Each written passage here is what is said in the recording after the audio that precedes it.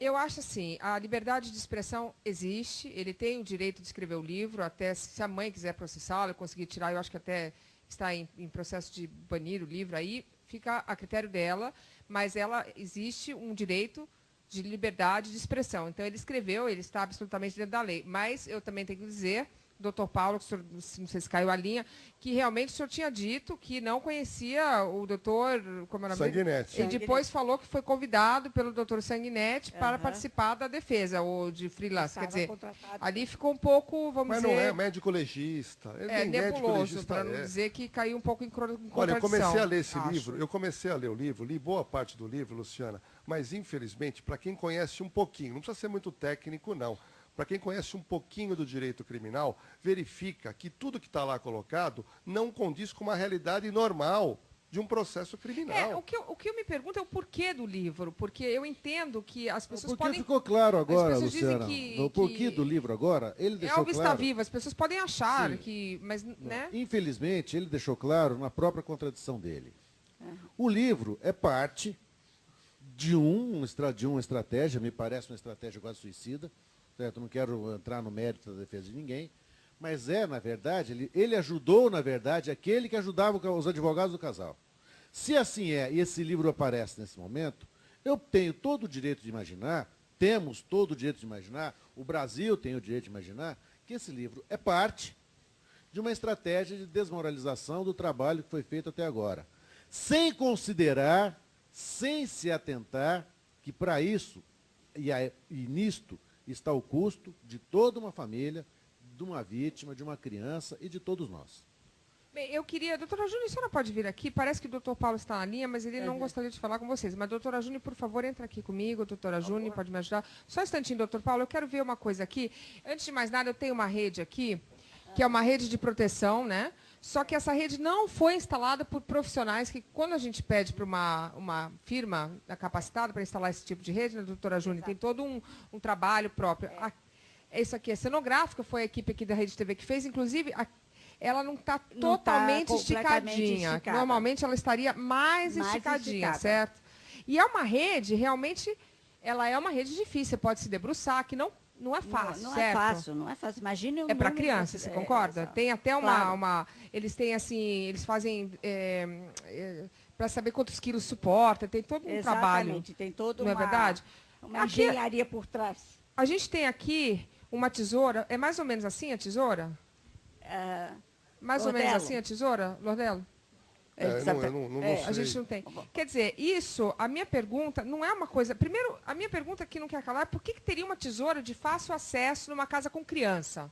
Porque todo mundo que tem criança em casa... Uma tesoura e uma faca. Porque tinha que ter a faca também. Porque foi cortado com uma faca também, né? Quer dizer, num lugar, a minha pergunta, justamente, eu estou aqui, eu sou completamente leiga, mas o porquê de uma casa com criança, todo mundo tem criança em casa, que tem a preocupação de ter uma rede... Mas, Luciana, isso, nem em filme de terror de quinta categoria, alguém já viu uma criança cortar uma tela de proteção e se jogar. Espera um pouquinho. Isso eu nunca vi em filme de terror de quinta categoria. E a faca, doutora Júnior, pega a faca. Vamos tentar cortar um pedacinho aqui com a faca para ver como é que é. Por favor, câmera, eu queria ver como é que... Olha, inclusive o que eu estou fazendo é uma tese, porque eu também não entendo nada. A gente não sabe o que aconteceu. Isso aqui é tudo que a gente leu no jornal, mas a gente não sabe, na realidade. Olha, e uma ressalva. Isso aqui, quanto mais esticado, maior é a força que você tem que fazer. Doutora Júnior, então... Conseguiu. Quer dizer, não é fácil. Não é fácil, gente. Então, o que a gente está entendendo é que é uma coisa que, para uma criança de quase 6 anos... Mas que tem 5? Sim, mas que tem 5 ainda. Não é uma coisa fácil. A minha pergunta, de acordo com os laudos, doutora Júnior, essa faca, essa tesoura, depois de terem sido usadas para cortar, elas sumiram? Elas foram guardadas. Foram guardadas. E outra coisa, a pequena Isabela, nem subiram, tinha acabado de levantar. Você imagina uma criança sonolenta que estava na cama dormindo, ela acorda, olha bem, quando a gente acorda, a gente não tem força nas mãos. Você acabou de acordar. Então, como é que alguém pode levantar uma tese de uma criancinha de 5 anos que foi colocada na cama dormindo pelo pai, ela acorda e tem uma ideia de pegar uma tesoura e uma faca e vai para o quarto e dos vai pro irmãos. quarto dos irmãos, onde ela teria o quarto dela, para se aqui no jogar. quarto dela. Ó, e para cortar um buraco grande, o negócio tem que ir, você tem que ter uma força aqui. Tem. Quer dizer, é uma coisa assim... Não é uma coisa que você faça em segundos ou minutos. E o buraco é mais ou menos... É uma coisa que não é fácil, né? Não. Agora... E considere que isso aqui... E essa aqui tá ainda por cima, ela não foi bem colocada.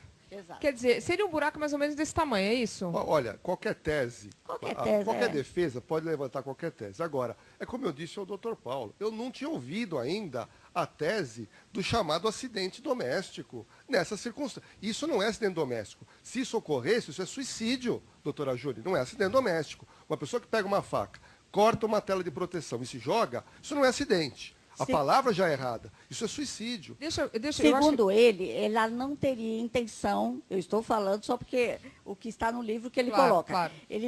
Ela não teria intenção de se matar, ela teria intenção de olhar o pai. Só que o estacionamento, uma criança tão esperta, o estacionamento é de outro lado, enfim.